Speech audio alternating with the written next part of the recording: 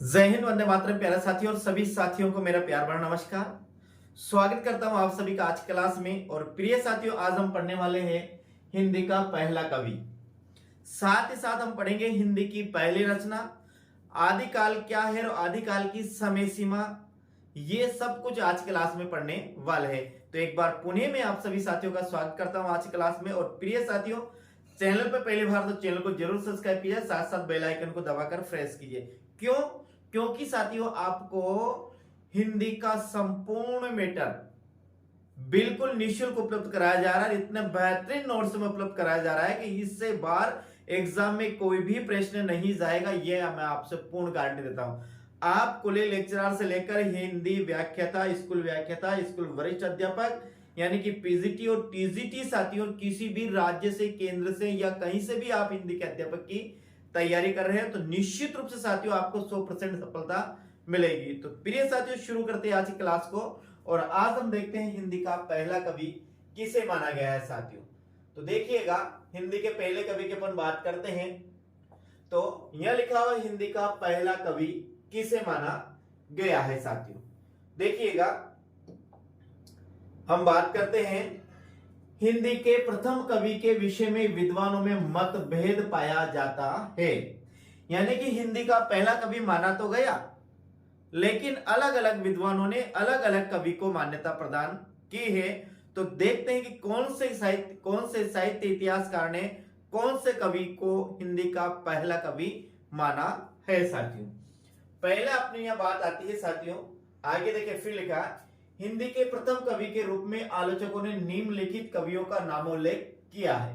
पहली बात तो है, हिंदी के प्रथम कवि के संबंध में साहित्य इतिहासकारों में मत विभिन्न पाया जाता है, मत में विभिन्नता पाई जाती है। अब कौन से कवि को हिंदी के प्रथम कवि के रूप में कौन से आलोचक ने कौन से कवि को पहला कवि माना है, उसके बारे में हम पढ़ते हैं साथियों। तो देखिएगा, बात करते हैं, देखिए अपने पास आता है लगभग साथियों 8 अपने यहाँ पर कवि आते हैं और 8 ही यहाँ पर आलोचक आते हैं जिन्होंने हिंदी का पहला कवि माना है। शुरू से हम बात करते हैं साथियों, तो पहला अपना आता है सरहप्पा आता है।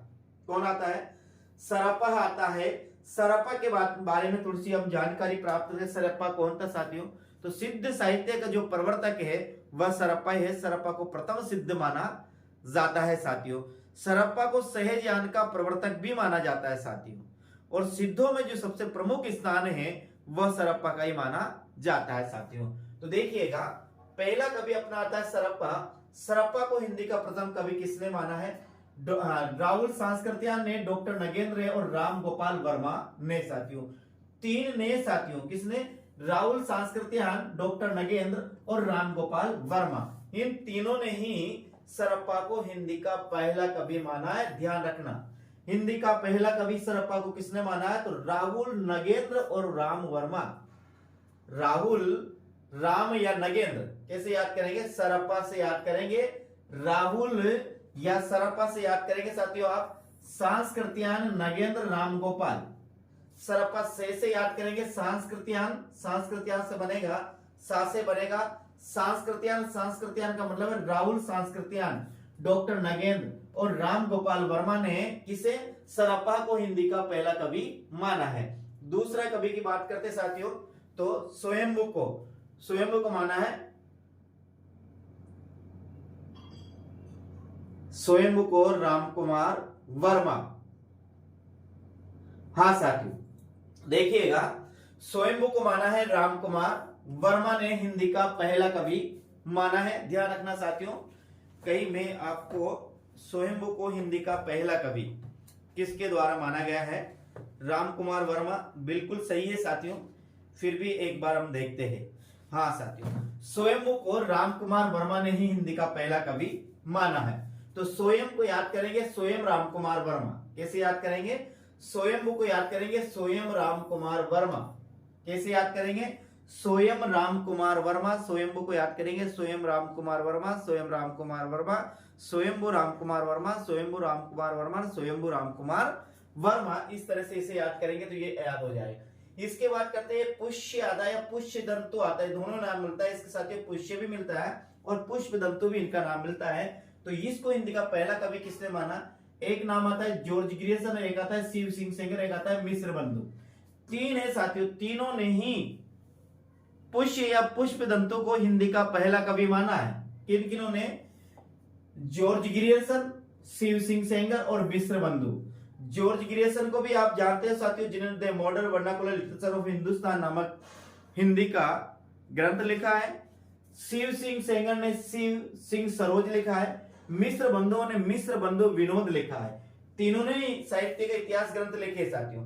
तो पुष्प दंतु को हिंदी का पहला कवि किसने माना है?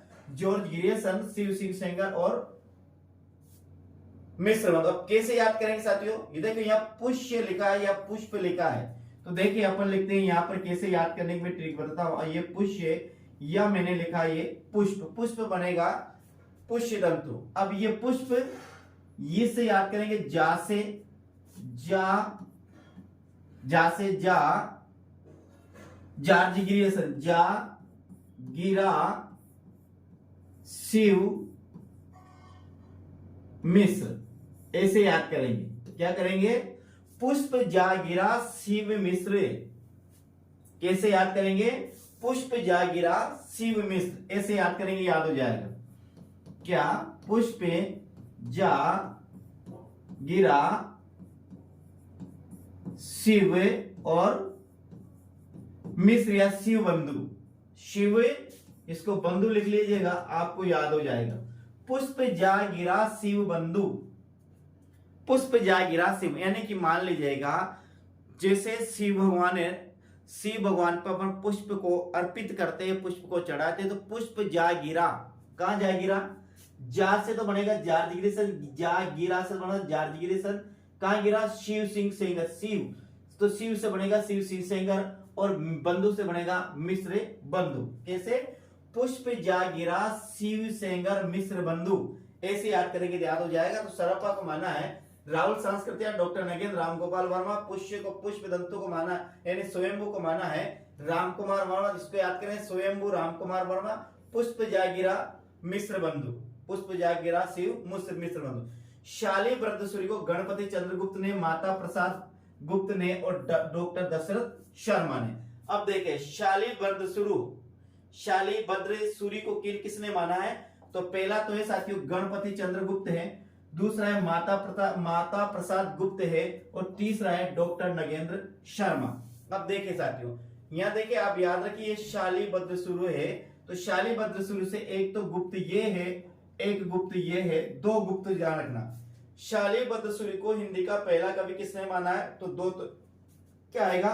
गुप्त आएगा, एक आएगा दशरथ, तो इसे याद रखें शाली गुप्त दशरथ, ऐसे याद रखें। या फिर शाली तो यहां आगे लिखे आप शाह और गे, साग गे से तो बनेगा गणपति चंद्रगुप्त, साग माता और ये बनेगा दशरथ, क्या बनेगा?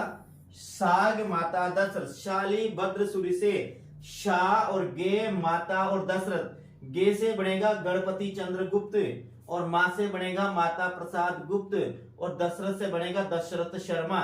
यानी कि शाली बद्रसूरी को हिंदी का पहला कवि किसने माना है? तो शाली बद्रसूरी को हिंदी का पहला कवि माना है, याद करना है शाग माता और दशरथ, शाग माता दशरथ। गे से बनेगा गणपति चंद्रगुप्त, मां से बनेगा माता प्रसाद गुप्त और साथियों दशरथ से बनेगा दशरथ शर्मा। इसको ऐसे भी याद कर सकते हैं, शाली ट्रिक से याद करना है। इसको याद कैसे करना है? समझ से भी शाली बद्रसूरी में दो तो आएगा गुप्त और एक आएगा दशरथ शर्मा, इसको ऐसे याद कर सकते हैं। आगे है साथियों राजा मुंज। राजा मुंज को हिंदी का पहला कवि माना है पंडित चंद्रधर शर्मा गुलेरी ने। किसने माना है? पंडित चंद्रधर शर्मा गुलेरी ने है शाली राजा मुंज को हिंदी का पहला कवि माना है। कैसे याद करेंगे? आगे ने क्या मुंह है और पीछे क्या है? चे, न्या भी चे है। जैसे आप देखिए राजा, ये मुंच लिखा हुआ है साथियों, तो मुंह से तो बनेगा मुंह और चे से बनेगा चंद्रधर शर्मा गुलेरी, ऐसे याद करेंगे तो ये याद हो जाएगा। इस में से तो आप याद करें राजा मुंज और इस चे से याद करें आप चंद्रधर गुलेरी। तो राजा मुझ को किसने माना है? चंद्रधर्मा गुलेरी ने। विद्यापति को माना है डॉक्टर बच्चन सिंह ने। अब ये विद्यापति की जगह आप इसे पढ़िए विद्यापति। क्या पढ़िए? विद्यापति को अपन को पढ़ना ही पड़ेगा विद्यापति। क्या पढ़ना? विद्यापति। तो विद्यापति में यहाँ बे आ रहा है, तो बे से इस बे को मिलाएंगे तो ये हो जाएगा बच्चन सिंह। बे से बे को मिलाएंगे तो ये क्या हो जाएगा? बच्चन सिंह। यानी विद्यापति को हिंदी का पहला कवि माना है बच्चन सिंह ने। इस विद्यापति को केवल इसको याद करने के लिए, हिंदी का पहला कवि याद करने के लिए विद्यापति को क्या पढ़ेंगे? हम विद्यापति को पढ़ेंगे विद्यापति, और इस बे से हम याद करेंगे बच्चन सिंह। बे से क्या याद करेंगे? बच्चन सिंह। तो विद्यापति को हिंदी का पहला कवि किसने माना? बच्चन सिंह। योगिंद्र मुनि को डॉक्टर वासुदेव सिंह। योगिंद्र मुनि को डॉक्टर वासुदेव ने। योगिंद्र मुनि को किसने माना है? डॉक्टर वासुदेव ने माना है। इसको याद करेंगे योगी वासुदेव। क्या याद करेंगे? योगिंद्र मुनि वासुदेव। योगिंद्र मुनि वासुदेव पूरा याद करेंगे इसको। योगिंद्र मुनि वासुदेव, योगिंद्र मुनि वासुदेव, योगिंद्र मुनि वासुदेव, योगिंद्र मुनि वासुदेव। इसको इस प्रकार से याद करेंगे तो याद हो जाए। अगला आता है साथियों चंद्रबरदाई। चंद्रबरदाई में देखो साथियों चे आ रहा है, यहाँ रामचंद्र शुक्ल में भी चे आ रहा है। तो चंद्रबरदाई किसने माना है? आचार्य रामचंद्र शुक्ल ने चंद्रबरदाई को हिंदी का पहला कवि माना है। हिंदी का पहला कवि चंद्रबरदाई किसने माना? आचार्य रामचंद्र शुक्ल ने हिंदी को, चंद्रबरदाई को हिंदी का पहला कवि माना है। अगला जो साथियों हम देखते हैं, अगला जो अपना आता है अब्दुल रहमान आता है। क्या आता है? अब्दुल रहमान को हिंदी का पहला कवि किसने माना है? तो ध्यान से देखिए, ये बिल्कुल समझ में आएगा।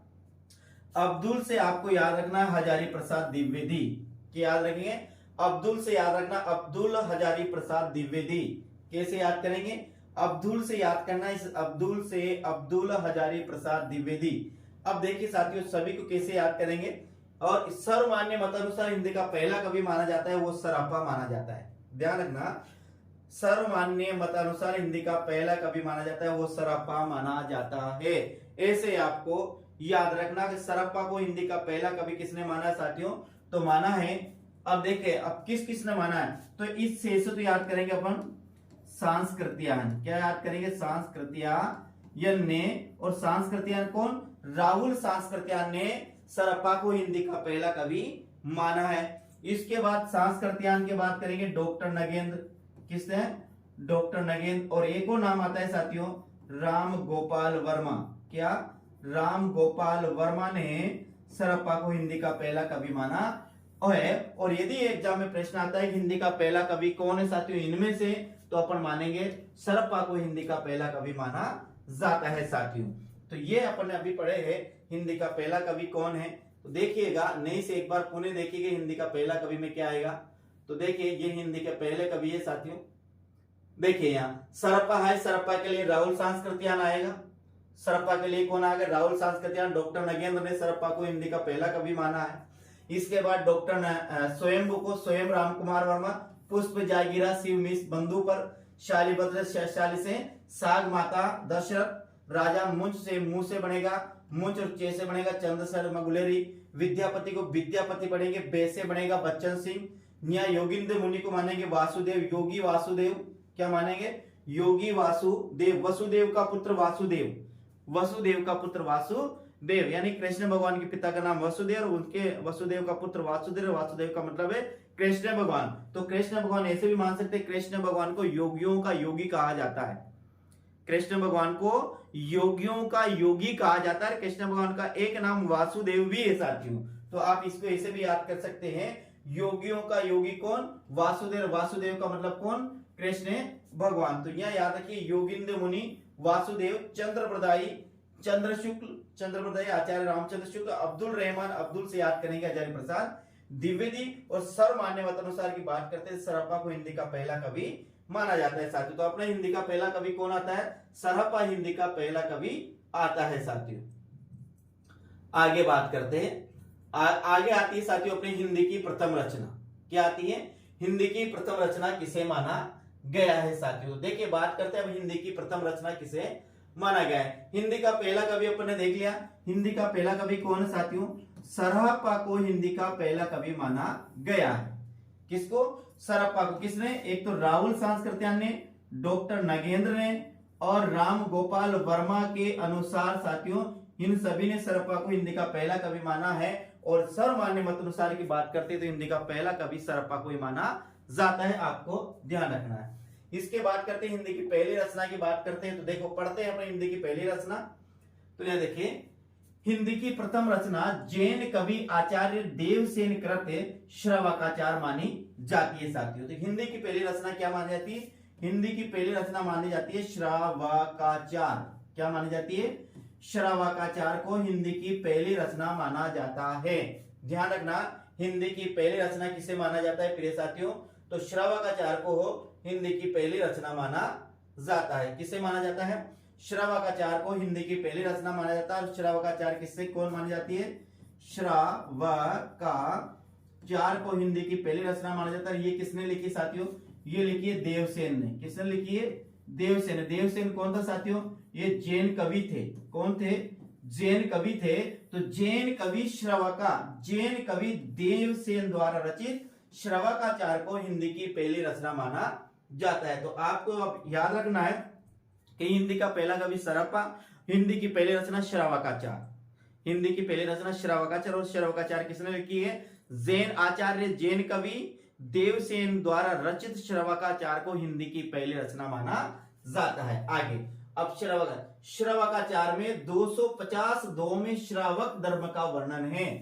ध्यान रखना श्रवकाचार कितनी? केवल इसमें 250 दोहे है और 250 दोहे में श्रावक धर्म का वर्णन किया गया है। आगे डॉक्टर गणपति चंद्रगुप्त ने शालिभद्र सूरीकृत भरतेश्वर बाहुबली रास को हिंदी की प्रथम रचना माना है।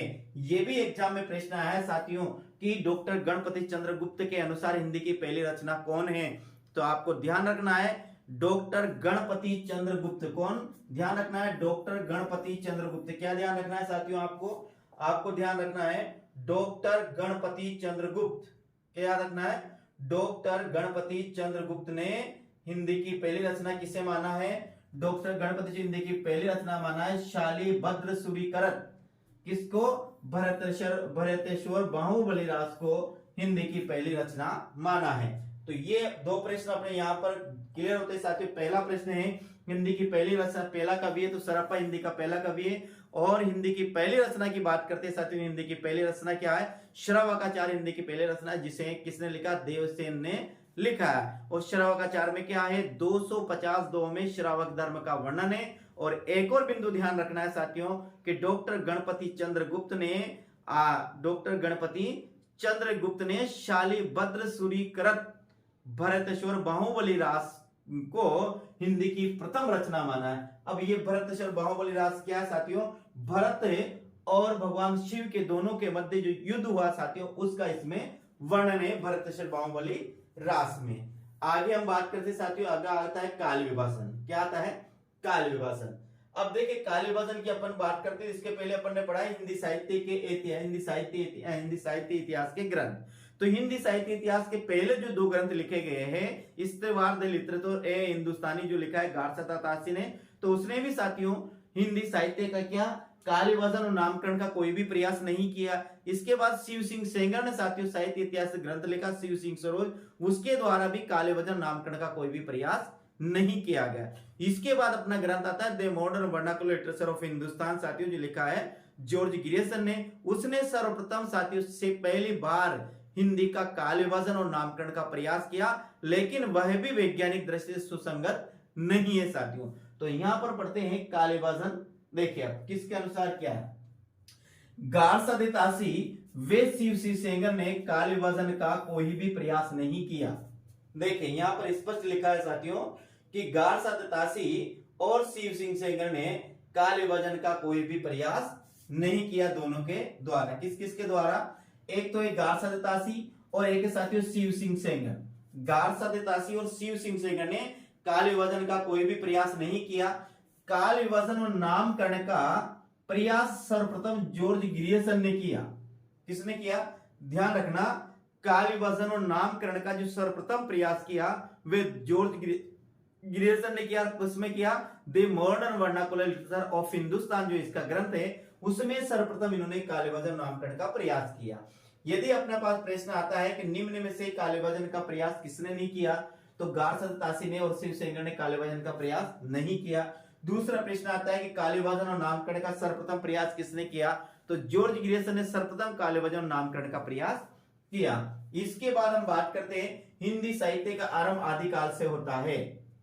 हिंदी साहित्य का जो आरंभ होता है किससे होता है, आपको पता है कि हिंदी साहित्य का आरंभ होता है वो आदिकाल से ही होता है। आगे हम बात करते हैं हिंदी साहित्य इतिहास को स्थूल रूप से यानी कि मोटे मोटे तौर पर, स्थूल का मतलब होता है जो दिखाई देता है, यानी कि मोटे मोटे तौर पर साथियों 4 भागों में या 4 युगों में बांटा गया है। कितने, 4 भागों में और 4 युगों में बांटा गया है। किसे, हिंदी साहित्य के इतिहास को। कौन कौन से, आदिकाल, भक्ति काल, रीतिकाल और आधुनिक काल, इन 4 कालों में बांटा गया है। आदिकाल, भक्ति काल, रीतिकाल और आधुनिक काल में बांटा गया है। तो ध्यान रखना यहाँ पर 2 प्रश्न अपने क्लियर होते हैं। कौन कौन से, काले विभाजन का प्रयास किस किसने नहीं किया, गार्सन तासी ने और शिवसेंगर ने नहीं किया। सर्वप्रथम किसने किया, जॉर्ज ग्रियर्सन ने किया। साथियों आगे हम बात करते हैं, आगे अपना आता है यहाँ पर आदिकाल। क्या आता है साथियों, आदिकाल आता है, देखिएगा आदिकाल में बात करते हैं अपन। आदिकाल, हिंदी साहित्य के इतिहास के प्रथम कालखंड को आदिकाल के नाम से जाना जाता है। हिंदी साहित्य इतिहास के प्रथम कालखंड को किसके नाम से जाना जाता है, आदिकाल के नाम से जाना जाता है। किसे, हिंदी साहित्य इतिहास के प्रथम कालखंड को यानी पहले कालखंड को आदिकाल के नाम से जाना जाता है। आदिकाल हिंदी साहित्य का सर्वाधिक विवादास्पद काल है साथियों। विवादास्पद या फिर इस पर, या इसको हम लिखते हैं विवादास्पद, विवादास्पद यानी कि सर्वाधिक विवाद है तो वह आदिकाल के नाम पर है, इसलिए आदिकाल को सर्वाधिक विवादास्पद काल माना जाता है। ध्यान रखना, क्या जाना था, विवादास्पद। तो ये यहाँ विवादास्पद नहीं आएगा साथियों, ये आएगा यहां से विवादास्पद, ऐसा आएगा साथियों, ये ऐसे नहीं आएगा। तो हिंदी साहित्य का आदिकाल यानी आदिकाल हिंदी साहित्य का सर्वाधिक विवादास्पद माना जाता है। यानी आदिकाल के विषय में सर्वाधिक विवाद है विद्वानों में, क्योंकि अलग अलग विद्वानों साथियों इसके अलग अलग नामों का प्रयोग किया है।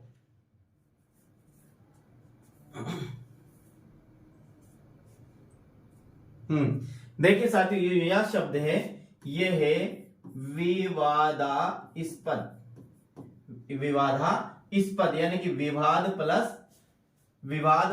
स्पद, विवाद प्लस आस्पद है, विवादास्पद है साथियों, ये लिखा हुआ है गलत है, विवादास्पद। उन्हें देखिएगा जो नया लिखा हुआ क्या है, विवादास्पद, ये है साथियों, ये है, ये गलत है। तो आदिकाल हिंदी साहित्य का सर्वाधिक विवादास्पद काल है। इसकी समय सीमा, पहली बात तो इसकी समय सीमा के संबंध में विद्वानों में मतभेद पाया जाता है, इसके नामकरण के संबंध में भी विभेद पाया जाता है, और उपलब्ध साहित्य की प्रामाणिकता को लेकर विद्वानों में विचारिके का अभाव पाया जाता है। किस किस में, ध्यान रखना, इसकी समय सीमा के संबंध में भी विद्वानों में मतभेद पाया जाता है, इसके नामकरण के संबंध में भी विद्वानों में मतभेद पाया जाता है, और उस समय का जो साहित्य है उस साहित्य की प्रामाणिकता के संबंध को भी, यानी प्रामाणिकता को लेकर विद्वानों में विचारिके का अभाव पाया जाता है साथियों। यानी कि सर्वाधिक जो विवादास्पद काल है वो कौन है, वो आदिकाल ही है। क्यों है, क्योंकि इसके नामकरण में भी विवाद है, समय सीमा में भी विवाद है, और उस समय का जो उपलब्ध साहित्य, जैसे हम पढ़ते हैं साथियों, अपभ्रंश साहित्य पढ़ेंगे, रासो साहित्य पढ़ेंगे, रासो साहित्य में कुछ साहित्य है साथियों अप्रमाणिक, कुछ अर्ध प्रमाणिक, कुछ और अप्रमाणिक, अर्ध प्रमाणिक और प्रमाणिक साथियों। उसी प्रकार और भी कई रासो है जो आज तक प्राप्त नहीं हुए, जिनको प्रमाणिक नहीं माना जाता है। अपभ्रंश की कई कृतियां जिनको प्रमाणिक नहीं माना जाता है साथियों। तो उस समय में जो साहित्य लिखा गया उसको भी प्रमाणिक नहीं माना जाता है। आगे आदिकाल को हजारी प्रसाद द्विवेदी ने सर्वाधिक अंतर विरोधों और अंतर व्याघातों का काल कहा है। प्रश्न आ सकता है कि आदिकाल को सर्वाधिक अंतर विरोध और अंतर व्याघातों का काल किसने कहा। तो ध्यान रखना है अपन को कि आदिकाल को सर्वाधिक अंतर विरोध और अंतर व्याघातों का काल कहा, तो वो कहा किसने, हजारी प्रसाद द्विवेदी ने। आचार्य हजारी प्रसाद द्विवेदी ने आदिकाल को सर्वाधिक अंतर विरोध और अंतर व्याघातों का काल कहा है। ध्यान दीजिएगा, क्या आदिकाल को हजारी प्रसाद द्विवेदी ने सर्वाधिक अंतर विरोध और अंतर व्याघातों को काल कहा। इस लाइन को आपको याद रखना है। जिस प्रकार साथियों आचार्य रामचंद्र शुक्ल ने कहा था कि प्रत्येक देश का साहित्य वहां की जनता की चित्त वृत्तियों का संचित प्रतिनिधित्व होता है, प्रतिनिधि होता है, उसी प्रकार साथियों ये आचार्य प्रसाद द्विवेदी ने कहा है कि आदिकाल के लिए सर्वाधिक अंतर विरोध और अंतर व्याघातों को काल है। किसके संबंध में कहा? आदिकाल के संबंध में कहा। अब यहां देखिए, आगे देखते हैं आदिकाल की समय सीमा। आदिकाल की समय सीमा, कौन से आलोचक ने आदिकाल की समय सीमा कहां तक मानी है साथियों? बिल्कुल आपको ऐसा कैसे इसको याद करना है। बिल्कुल मैंने यहाँ पे इसको मनोवैज्ञानिक ढंग से इसको एक एक पॉइंट को एक के नीचे एक ना लाने की कोशिश की, ताकि आपको किसी प्रकार से याद करने में परेशानी नहीं हो साथियों। तो इसकी समय सीमा की बात करते हैं, किसके? आदिकाल की समय सीमा। तो आदिकाल की समय सीमा आचार्य रामचंद्र शुक्ल के अनुसार है विक्रम संवत 1050 से 1375 तक। विक्रम संवत 1050 से 1375 के मध्य का जो काल है, आचार्य रामचंद्र शुक्ल ने उसे आदिकाल की समय सीमा माना है, आदिकाल माना है। कहां से कहां तक माना है? विक्रम संवत 1050 से 1375 के मध्य का जो समय है साथियों, जो अवधि है, उसे आचार्य रामचंद्र शुक्ल ने आदिकाल का नाम दिया है। ध्यान रखना, जब भी एग्जाम में प्रश्न आएगा तो विक्रम संवती आएगा। क्या पर? आचार्य रामचंद्र शुक्ल में और डॉक्टर रामकुमार वर्मा ने, दोनों ने विक्रम संवत के आधार पर काल विभाजन किया है साथियों। आगे हम बात करते हैं। डॉक्टर रामकुमार वर्मा ने विक्रम संवत 750 से लेकर 1350 तक के मध्य का जो समय सीमाएं हैं, उसको आदिकाल की समय सीमा माना है। ध्यान रखना, ऐसा ही याद करना है साथियों। मैंने जब एग्जाम दिया था तो साथियों बिल्कुल मुझे ये जो है कि चीजें है ना, जैसे अपन को जैसे हनुमान चालीसा याद होती है, जैसे अपन को प्रार्थना याद होती है, बिल्कुल ऐसे साथियों ये कंठस्थ याद थे। जहां तक अपन को ये कंठस्थ याद नहीं होगा, वहां तक साथियों में जब एग्जाम में प्रश्न आता है तो उसमें फिर हमें कंफ्यूज होता है कि ये सही है या फिर ये सही है साथियों। ये समझ कर तो पढ़ना ही है साथियों, पर साथ ही साथ अपन को कंठस्थ भी करना है। और मेरा मानना है साथियों कि आप जितना आप कंठस्थ करेंगे, सफलता के उतने ही नजदीक आप चलते जाएंगे साथियों। देखिएगा, तो डॉक्टर रामकुमार वर्मा ने विक्रम संवत 750 से लेकर 1350 के मध्य तक के समय सीमा को क्या माना है? आदिकाल। हजारी प्रसाद द्विवेदी की बात करते हैं साथियों, तो हजारी प्रसाद देखिए, है से याद रखना हजार, है से याद रखना हजार। हजारी प्रसाद में आगे है आ रहा है, तो इसे है से हम याद रखेंगे हजार। क्या रखेंगे? ए से याद रखेंगे हजार। क्या याद रखेंगे? ध्यान रखना, ए से याद रखेंगे हजार।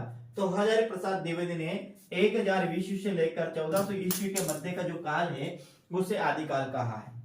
क्या है? हजारी प्रसाद द्विवेदी ने 1000 ईस्वी से लेकर 1400 ईस्वी के मध्य के काल को आदिकाल की समय सीमा मानी है। इसके बाद बढ़ते हैं डॉक्टर नगेंद्र की बात करें। डॉक्टर नगेंद्र 650 ईस्वी से लेकर 1350 ईस्वी के मध्य के काल को आदिकाल की समय सीमा माना है। किसने? डॉक्टर नगेंद्र। कहां से? 650 ईस्वी से लेकर 1350 ईस्वी के मध्य के काल को आदिकाल की समय सीमा माना है। डॉक्टर गिरियसन और मिश्र बंधुओं ने साथियों 646 ईस्वी से आदिकाल की समय सीमा माना है। किसने? गिरियसन ने और मिश्र बंधुओं ने, दोनों ने साथियों एक ही समय को माना है, और इन्होंने उस समय दिया 646 ईस्वी। क्या दिया? 646 ईस्वी साथियों, इन्होंने यह समय दिया है। आगे हम बात करते हैं, अगला आता है शिव सिंह सेंगर ने, शिव सिंह सेंगर 713 ईस्वी। अब देखिए याद करेंगे, शिव से याद करेंगे 7, किससे? इस सी से याद करेंगे 7, सी से याद करेंगे 7। तो शिव सिंह सेंगर ने 713 ईस्वी से आदिकाल के समय की सीमा आरंभ मानी है। उसी प्रकार राहुल सांस्कृत्या ने 769 ईस्वी, क्या? राहुल सांस्कृत्या ने 769 ईस्वी से साथियों आदिकाल की समय सीमा मानी है। और डॉक्टर गणपति चंद्रगुप्त ने 1184 ईस्वी से आदिकाल का आरंभ माना है। तो ये अपन ने पढ़ा, आदिकाल की समय सीमा पढ़ी। आदिकाल का समय सीमा, हिंदी की पहला कवि, हिंदी की पहली रचना, आदिकाल और आदिकाल की समय सीमा, यहां पर इतना अपन ने पढ़ा है। कल साथियों आगे पढ़ेंगे आदिकाल का नामकरण, कौन कौन से कवि ने आदिकाल को कौन कौन सा नाम दिया है, फिर साथियों सर्वमान्य अनुसार क्या माना जाता है, और इससे भी हम आगे पढ़ेंगे। एक बार पुनः आचार्य रामचंद्र शुक्ल विक्रम संवत 1050 से 1375, डॉक्टर राम कुमार वर्मा विक्रम संवत 750 से 1350 तक, हजारी प्रसाद द्विवेदी 1000 ईस्वी से लेकर 1400 ईस्वी, डॉक्टर नगेंद्र 650 ईस्वी से लेकर 1350 ईस्वी तक, गिरियसन में मिश्र बंधु ने 646 ईस्वी से, शिव सिंह सेंगर ने 713 ईस्वी से, राहुल सांस्कृत्यायन ने 769 ईस्वी से, और डॉक्टर गणपति चंद्रगुप्त ने 1184 ईस्वी से हिंदी साहित्य यानी कि आदिकाल का आरंभ माना है। साथियों, ये आज की क्लास यहीं खत्म करते हैं। उम्मीद करता हूं कि अभी तक आप चैनल पर होंगे तो आपने चैनल को सब्सक्राइब कर लिया होगा, ऐसा किया होगा, साथ साथ बेल आइकन को प्रेस किया होगा, ताकि साथियों आपको मेरी हर क्लास मिल सके और आप बेहतर से बेहतरीन तैयारी कर सके। सर मैं गारंटी देता हूं साथियों, यदि आप जिसके भी पास ये चैनल की क्लास पहुंचती है और आप साथियों इसे नियमित देखते हो और ये जो मैं कंटेंट उपलब्ध कर रहा हूं ये यदि आप याद करते हो साथियों, तो निश्चित रूप से आपसे सफलता प्राप्त करने से कोई भी नहीं रोक सकता है। पूरे में से पूरे अंक आएंगे आपके। बस आप नियमित रूप से चैनल से जुड़िए। इस चैनल का नाम है टॉपर क्लासेस, और साथियों मैं वरिष्ठ अध्यापक हिंदी से ये क्लास पढ़ा रहा हूं। तो प्रिय साथियों, मिलते हैं अगले क्लास में। राम राम, जय हिंद, वंदे मातरम साथियों।